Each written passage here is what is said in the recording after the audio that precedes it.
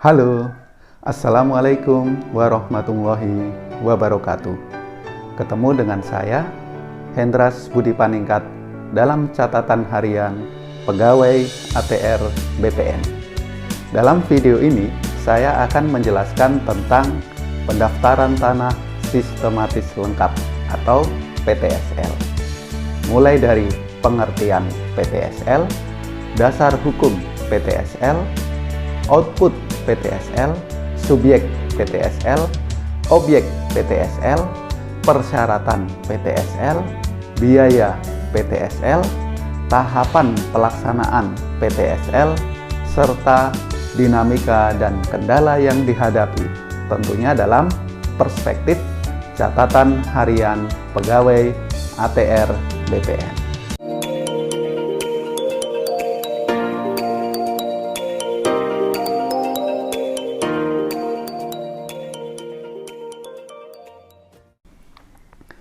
Sobat ATR BPN, tahukah Anda, pendaftaran tanah sistematis lengkap adalah kegiatan pendaftaran tanah untuk pertama kali yang dilakukan secara serentak bagi semua objek pendaftaran tanah yang belum terdaftar di seluruh wilayah Republik Indonesia dalam satu wilayah desa atau kelurahan atau nama lainnya yang setingkat dengan itu.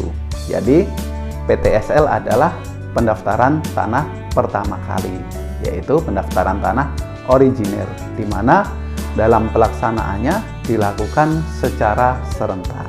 Nah, Sobat ATR BPN, PTSL menganut konsep 3M, yaitu dilaksanakan secara mendekat, merapat, dan menyeluruh. Jadi dilaksanakan dari desa demi desa, lalu terbentuk kecamatan lengkap, dari kecamatan ke kecamatan, dan akhirnya terbentuk suatu kabupaten atau kota yang lengkap, terpetakan, lengkap terdaftar.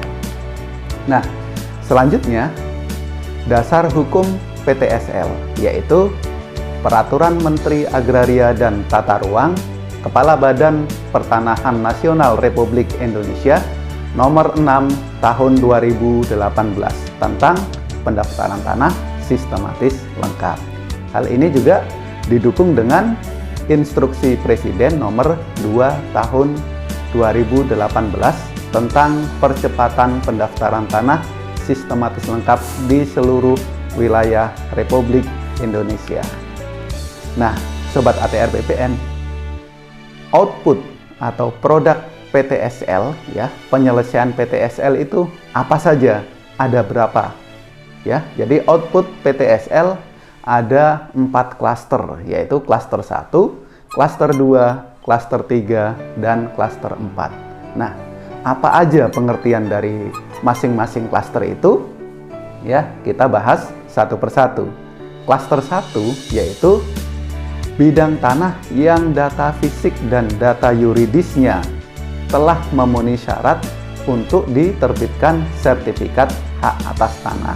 Jadi, Sobat ATR BPN, jika bidang tanah Anda sudah diukur dan sudah dikumpulkan berkas-berkasnya, di mana dari hasil pengukuran data fisik bidang tanah Anda memenuhi syarat, artinya fisiknya telah terukur, batas-batasnya sudah jelas, tidak ada sengketa batas, tidak ada permasalahan batas, ya. Luasnya juga sudah diketahui dan tidak ada tumpang tindih dengan sertifikat yang lainnya. Sedangkan data yuridisnya juga telah memenuhi syarat, yaitu Anda telah melengkapi berkas-berkasnya, terutama alas hak perolehan tanahnya juga sudah dilengkapi, sehingga sertifikat terhadap bidang tanah Anda bisa diterbitkan. Nah, itu namanya produk atau outputnya berupa klaster 1, di mana klaster 1 ini merupakan output yang paling banyak, output dominan dari kegiatan PTSL. Nah, yang berikutnya adalah klaster 2. Klaster 2 adalah bidang tanah yang data fisik dan data yuridisnya memenuhi syarat untuk diterbitkan sertifikat, namun terdapat perkara di pengadilan atau sengketa. Jadi bidang tanahnya ternyata belum clean, ya, masih ada perkara. Nah, yang ketiga adalah klaster 3 atau K3. Nah, Sobat ATR BPN, K3 dibagi menjadi 3 sub, ya, 3 sub bagian. Yang pertama adalah klaster 3.1 atau K3.1, yaitu produk PTSL yang telah selesai dilaksanakan sampai dengan tahap pengumpulan data fisik, pengumpulan data yuridis, ya, diukur, dilengkapi berkasnya, kemudian dilanjutkan dengan kegiatan penelitian data yuridis untuk pembuktian hak dan pengumuman data fisik dan data yuridis. Namun, tidak dapat dibukukan dan diterbitkan sertifikat hak atas tanah karena subjek atau dan objek, ya, subjek dan atau objek haknya belum memenuhi persyaratan tertentu, yaitu subjek tidak bersedia membuat surat pernyataan terhutang BPHTB dan atau PPH. Yang kedua, lokasi atau objek PTSL berada di areal peta indikatif penghentian pemberian izin baru atau PIPIP. Nah, bagaimana kalau lokasi atau bidang tanah Anda berada di dalam kawasan hutan?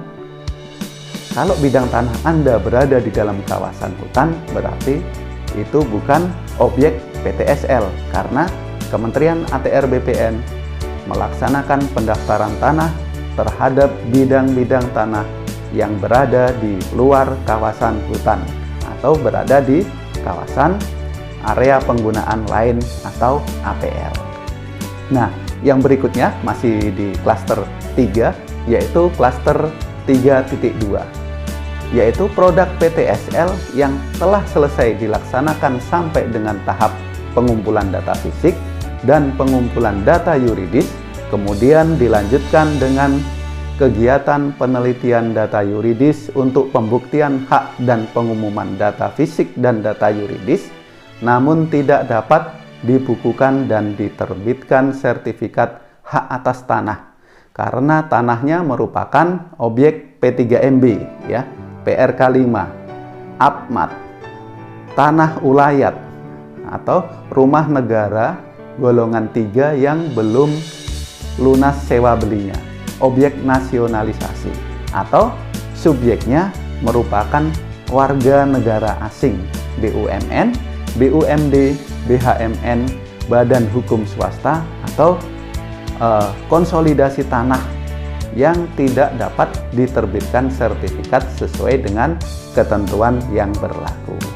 Nah, berikutnya klaster 3.3, yaitu produk PTSL yang dilaksanakan sampai tahap pengumpulan data fisik, ya, sampai pengukuran, sampai PBT saja.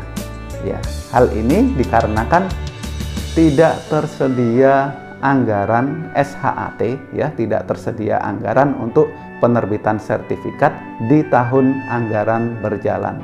Yang kedua, yang bersangkutan bersedia menunjukkan batas bidang tanahnya telah diukur, diketahui luasnya, tidak tumpang tindih, namun belum bersedia untuk diterbitkan sertifikatnya. Nah, yang terakhir, ya, produk terakhir yaitu klaster 4, ya, klaster 1, 2, 3, 4. Klaster 4 adalah bidang tanah yang objek dan subjeknya sudah terdaftar atau sudah bersertifikat. Jadi, dalam kegiatan PTSL ini terhadap bidang-bidang tanah yang sudah bersertifikat namun belum terpetakan secara digital atau sudah terpetakan tetapi posisinya belum benar, ya, belum valid. Nah, ini juga dilakukan pengukuran sehingga produknya produk klaster 4, ya, sehingga sertifikat sobat semua, sertifikat Anda sudah terpetakan secara digital, terpetakan dengan benar, valid, sehingga sertifikat Anda siap menuju layanan elektronik dan siap menuju era sertifikat elektronik. Selanjutnya, Sobat ATR BPN, subjek PTSL ya, atau peserta PTSL. Nah, siapa saja yang bisa ikut menjadi peserta PTSL ya? Apakah sama dengan peserta Prona, peserta sertifikasi melalui tanah UKM, nelayan, MBR, atau petani? Nah, saya jelaskan ya. Jadi, subjek PTSL yaitu warga negara Republik Indonesia, apapun pekerjaannya dan bagaimanapun tingkat ekonominya. Yang penting dia punya tanah. Kalau nggak punya tanah nggak boleh ikut sebagai subjek atau peserta PTSL. Nah, sedangkan terhadap WNA, BUMN, BUMD, BHMN maupun badan hukum swasta tetap diukur ya, namun tidak sampai pada tahap penerbitan sertifikat atau klaster 1. Jadi untuk WNA, BUMN, BUMD dan yang lainnya hanya sebatas klaster 3 saja. Yang berikutnya masih sekitar subjek atau peserta PTSL, yaitu harus sudah dewasa. Artinya sudah cakap hukum. Nah, Sobat ATR BPN, kira-kira batasan umur berapa sih ya yang dikatakan sudah memenuhi atau dikatakan sudah cakap hukum dalam rangka layanan pertanahan ya, berdasarkan surat edaran ya Menteri ATR BPN kalau tidak salah nomor 4 ya tahun 2015 ya tentang batasan usia dewasa dalam rangka layanan pertanahan ditetapkan yaitu umur 18 tahun ke atas atau sudah menikah ya. Nah, selanjutnya mengenai objek PTSL ya. Objek PTSL adalah seluruh bidang tanah yang ada di desa atau kelurahan yang telah dijadikan penetapan lokasi PTSL. Jadi ingat ya Sobat ATR BPN, objeknya adalah bidang tanah ya. Bidang tanah itu berada di kelurahan dalam penetapan lokasi, bukan orangnya.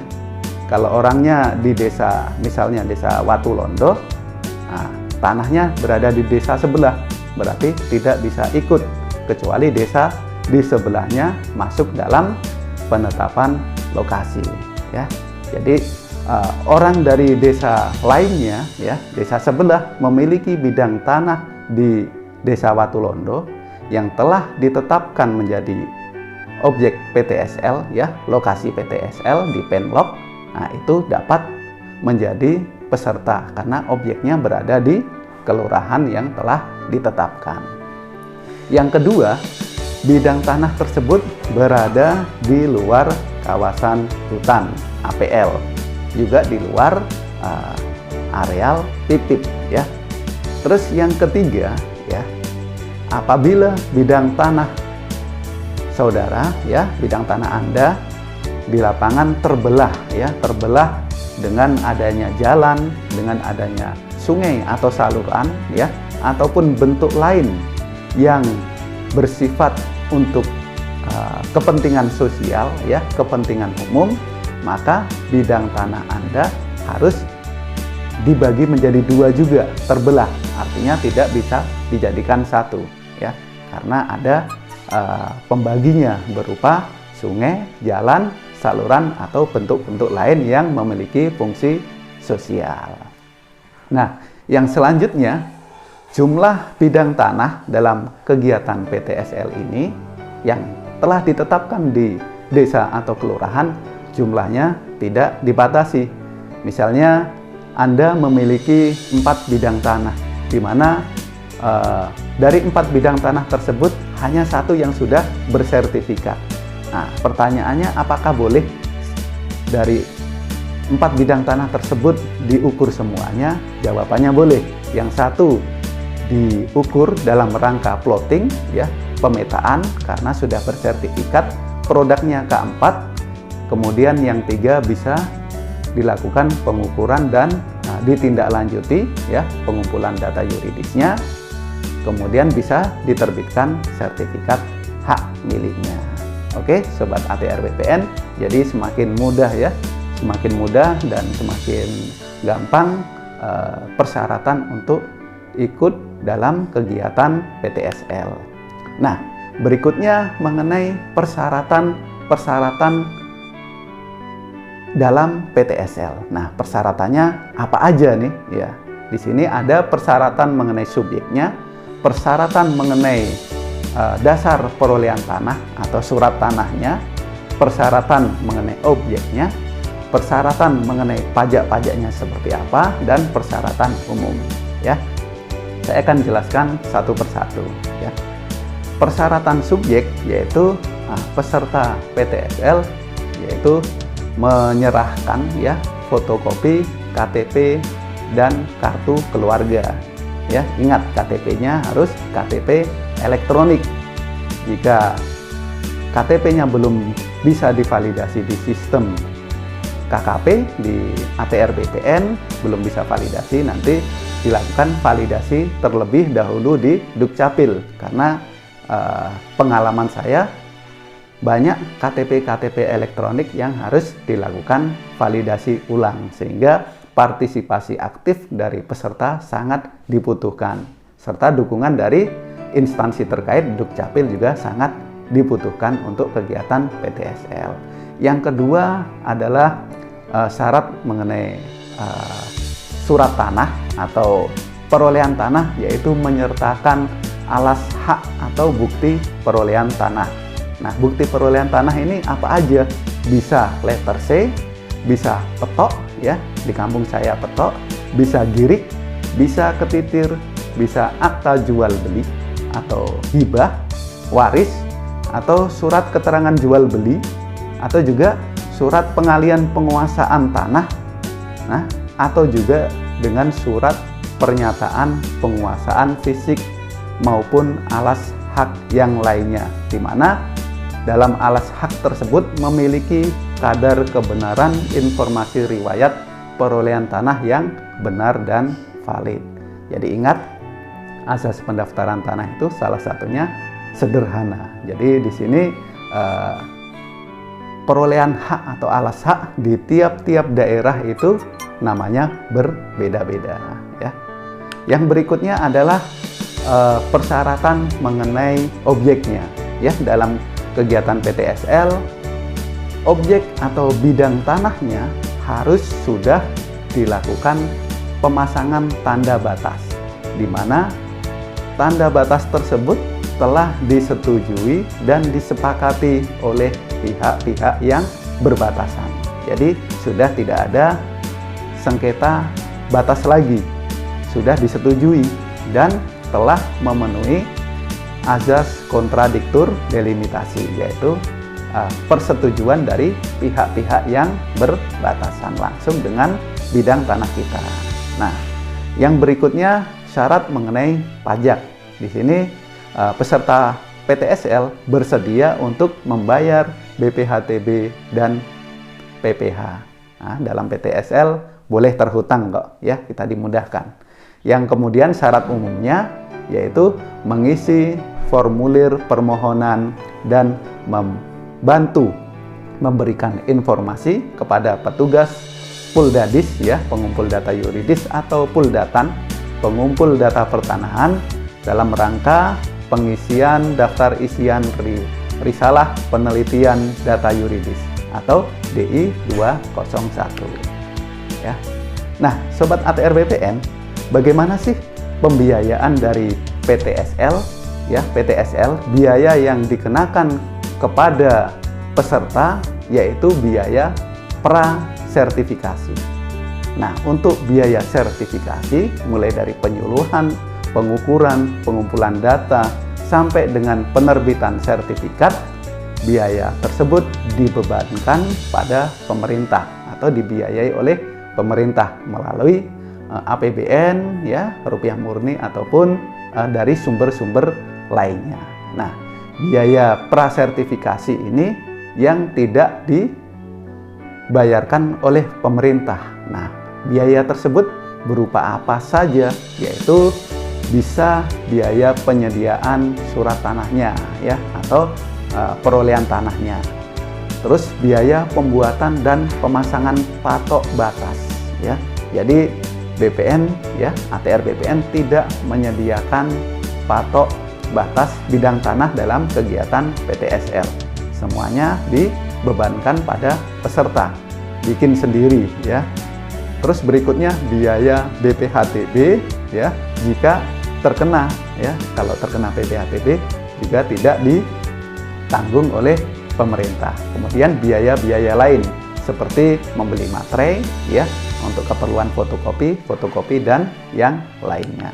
Nah, terkait dengan biaya prasertifikasi tersebut ya, biaya lainnya itu pemerintah telah membuat surat keputusan bersama 3 menteri, yaitu pada tahun 2017 yang ditandatangani oleh Menteri Dalam Negeri, Menteri ATR BPN, serta Menteri Desa PDT dan Transmigrasi.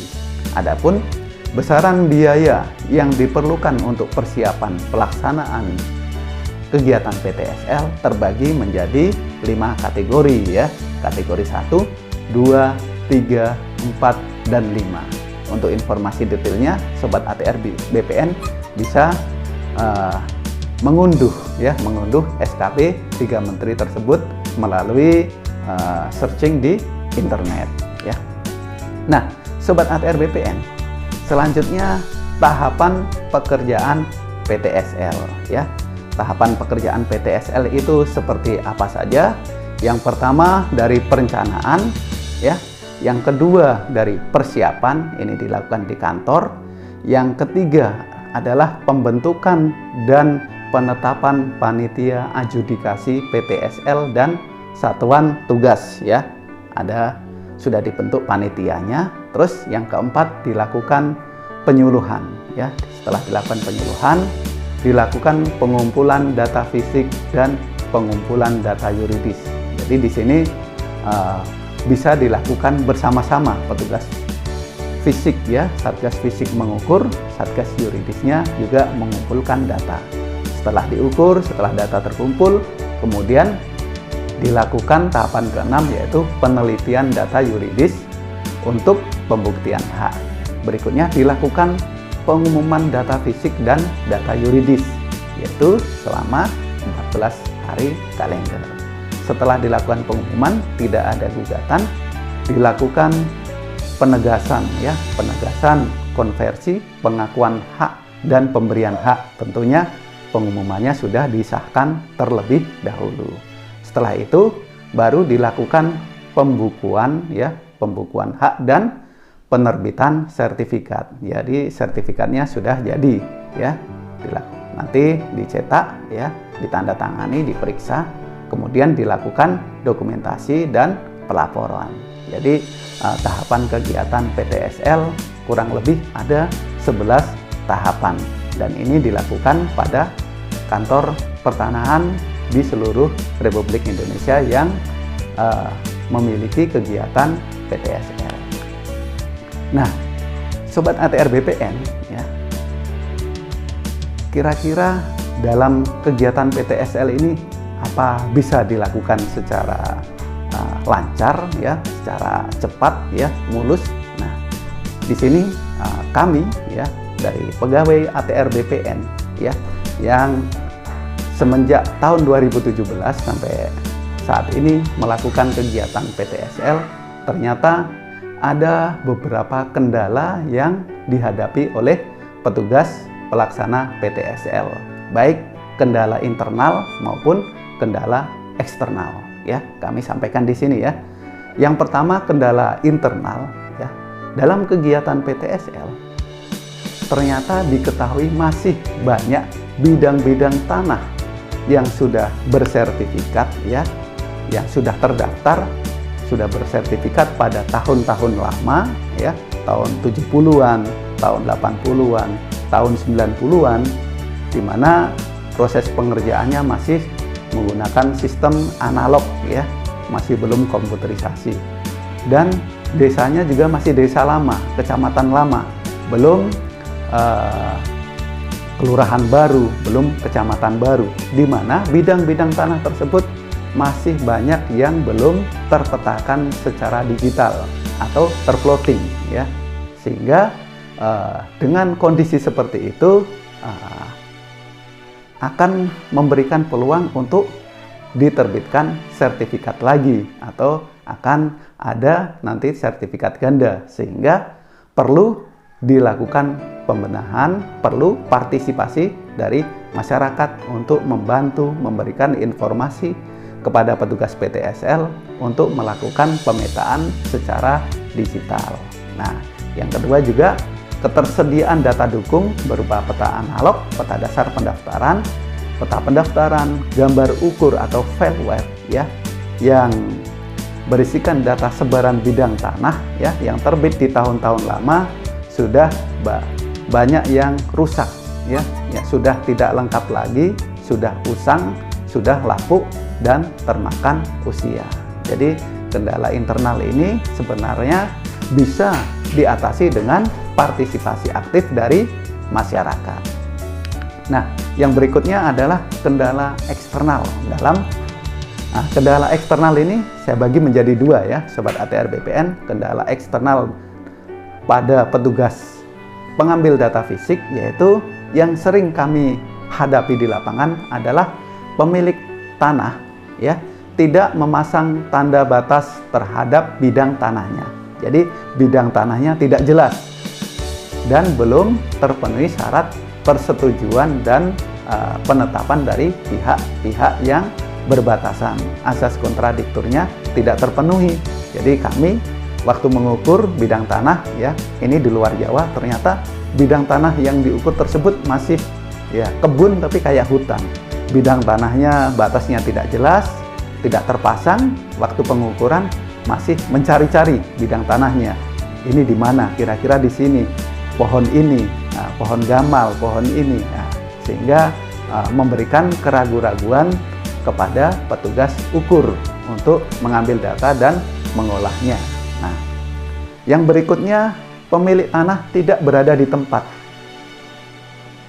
Sudah pemilik tanahnya tidak berada di tempat dan pemilik tanah tidak mengetahui secara pasti bidang tanah yang dimilikinya. Kendala di lapangan, ya, penunjukan batas bidang tanah bukan ditunjukkan dari pemilik tanah atau kuasanya, tetapi diwakilkan pada aparat desa, yaitu RT atau kepala dusunnya, di mana ketika kita lakukan pengukuran, ternyata aparat desa tersebut tidak begitu tahu secara pasti bidang-bidang tanahnya di mana, ya, batas tanahnya di mana, berbatasan dengan tanah siapa, nah, itu tidak diketahui.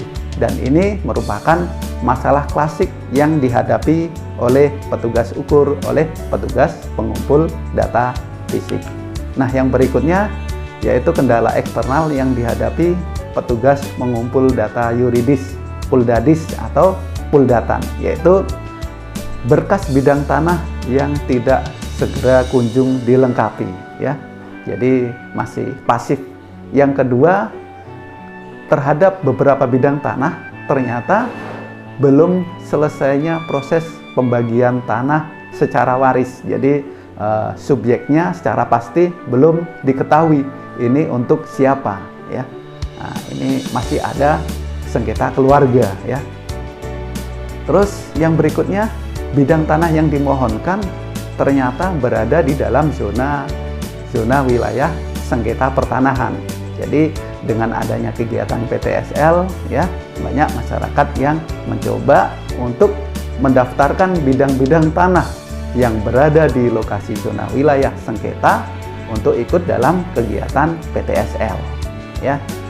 Terus yang berikutnya, ternyata ada kendala berupa banyak pemilik bidang tanah yang terkena aturan tanah absente maupun kelebihan maksimum, ya.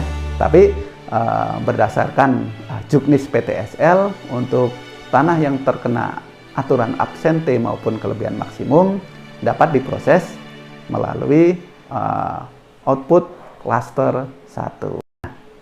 Yang terakhir yaitu saran dari saya secara pribadi dari pegawai ATR BPN terhadap kegiatan PTSL. Ada saran yang ingin saya sampaikan. Yang pertama adalah Anda ikut berpartisipasi secara aktif sebagai peserta PTSL, yaitu dalam proses sertifikasi tanah ya, maupun peningkatan kualitas data, yaitu melalui plotting ya, terhadap bidang-bidang tanah yang sudah bersertifikat. Anda ikut berpartisipasi secara aktif. Jadi tanah Anda yang belum bersertifikat segera ikut dalam kegiatan PTSL, berpartisipasi secara aktif. Nanti dilengkapi dengan berkas-berkasnya, dengan perolehan tanahnya, alas haknya. Terhadap bidang tanah yang sudah bersertifikat, kami harapkan juga turut berpartisipasi secara aktif dengan melakukan pemetaan secara digital, dan itu gratis ya, gratis, di mana manfaatnya sangat besar ya, manfaatnya sangat-sangat luar biasa ya. Yang kedua yaitu kami sarankan Anda ikut berpartisipasi secara aktif dalam rangka mengawal dan memberikan informasi kegiatan PTSL kepada masyarakat di sekeliling Anda. Jadi sebagai agen informasi PTSL, kami sampaikan kepada Anda untuk ikut menyampaikan kepada saudara, kerabat, serta tetangga ya, masyarakat lainnya untuk ikut berpartisipasi secara aktif untuk mendaftarkan bidang tanah yang belum bersertifikat maupun yang sudah bersertifikat. Nah, ini gunanya apa? Gunanya untuk mewujudkan tertib administrasi pertanahan, mengurangi dan mencegah sengketa pertanahan, mempersempit ruang gerak mafia tanah, sehingga Anda semua tidak menjadi korban tindak kejahatan pertanahan. Ya, jadi kata kuncinya, PTSL tidak akan berjalan dengan baik dan benar tanpa ada partisipasi aktif dari masyarakat semuanya. Ya, oke, sobat ATR BPN, ya, terima kasih. Sekian dari saya. Assalamualaikum warahmatullahi wabarakatuh.